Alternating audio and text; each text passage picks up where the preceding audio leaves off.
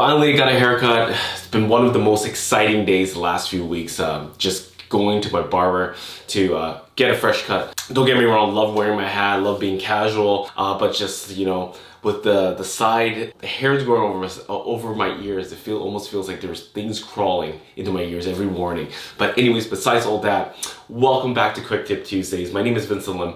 I'm with Vancouver Real Estate Group, and today we're going to be talking about a little bit of a snapshot of what's happening in May with the listings and solds.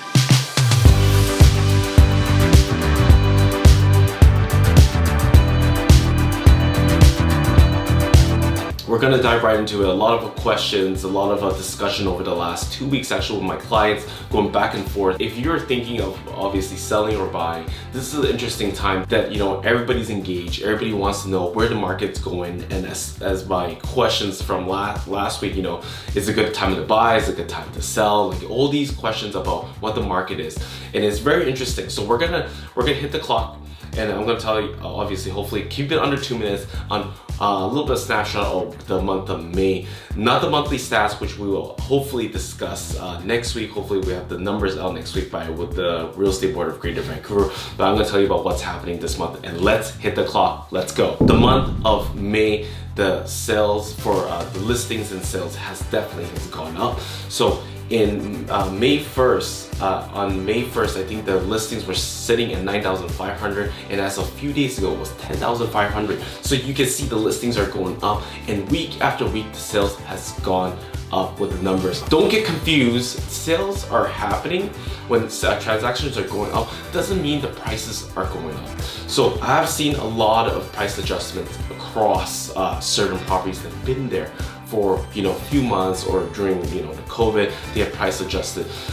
Buyers are out there, but buyers are not, you know, this is not going back to 2017, 2016, or even 2018. Buyers are out there to be a little bit more confident. They are buying, but places are not going some ridiculous price rising up. Of course, that also, there's the exception of unique properties. I've always said unique properties, they always command more dollar, and they always, you know, they usually sell way above assessment. But I'm just talking about market in general. Prices are adjusting to what the market is. And you know, you might be thinking, what is the market? Well, we are not, nobody's really certain where the market is going, but we can just really what's seeing right now that the buyers are coming up and the sellers are able to sell their properties, so which is a good thing. So showings are getting booked up. As our team and I, we are active in the market for our buyers and sellers. We can see that showings are definitely happening a lot more often. Transactions are happening right now. So that is all for the last basically 3 weeks. So it will be really interesting to see what's gonna happen all the month of May, that we're gonna get our stats report next week, and we'll see where the market is going. So if you are thinking of buying or selling and you're sitting on the fence, this is actually a good time to explore that. You're like, hey, it is a good time to put my home on the market. And it's also a good time to buy, as you know, again, there is still not as much competition out there, even though the buyers are looking. Not all buyers are transacting, right? So so it's a good time to take a look at that option and really dive into the market, get the information, get knowledge, and also talk to your realtor to discuss all these numbers and how the market is doing. Because at the end of the day, if you're a home seller, knowledge is power.